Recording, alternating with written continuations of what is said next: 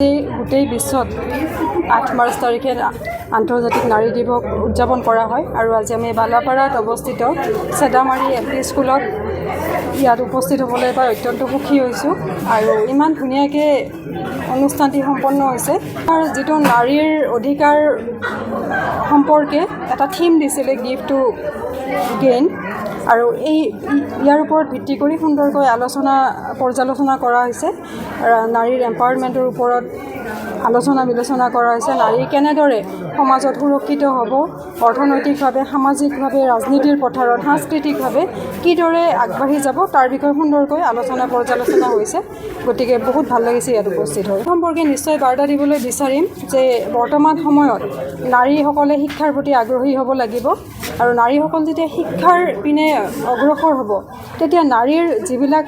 বেলেগ বেলেগ অধিকাৰ আমি সাব্যস্ত কৰাৰ প্ৰয়াস কৰোঁ যেনেদৰে অৰ্থনৈতিক সামাজিক বা সাংস্কৃতিক যিমান অধিকাৰ আছে শিক্ষিত হোৱাৰ লগে লগে সেই অধিকাৰসমূহ নিজে নিজেই নাৰীৰ পিছফালে দৌৰি আহিব গতিকে নাৰী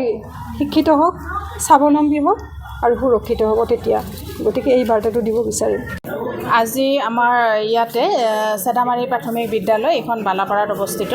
ইয়াত আমাৰ দাজিৰ ফালৰ পৰা আন্তঃৰাষ্ট্ৰীয় নাৰী দিৱস পালন কৰা হ'ল ইয়াত আমাৰ মহিলাখিনি আহি একত্ৰিত হৈছিল আৰু আমাৰ মাজত উপস্থিত আছে দাজিৰ কৰ্মকৰ্তাসকল আৰু আমি অভয়াপুৰীৰ পৰা আহিছোঁ ভাল লাগিছে অনুষ্ঠানটো আৰু নাৰীসকলৰ যিখিনি মানে সমতাৰ ওপৰত বা তেওঁলোকৰ অধিকাৰ সম্পৰ্কীয় যিখিনি কথা বা তেওঁলোকৰ মনৰ যিখিনি কথা সেইখিনি আমি আজি ইয়াতে আলোচনা কৰিলোঁ ভাল লাগিছে তেওঁলোকৰ পৰা আমি বহুত কথা জানিব পাৰিলোঁ আৰু এনেকুৱা সময়ে কিছুমান মানে সমস্যা আহি পৰে নাৰীসকলৰ মাজত আৰু আজি এইটো অনুষ্ঠানটোৱে মানে তেওঁলোকক এটা উৎসাহ যোগায় আচলতে নাৰীসকলক এটা উৎসাহ যোগায় সেইখিনিয়ে আৰু আজিৰ উদ্দেশ্য আছিল আৰু ভাল লাগিছে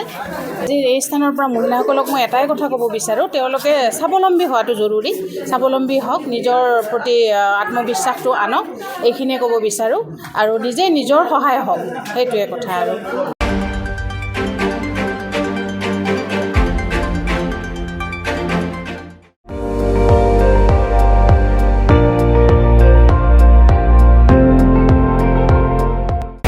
আপুনি চাই আছে ND24 সৰ্বশ্ৰেষ্ঠ নহয় সৰ্বোত্তমৰ দৌৰত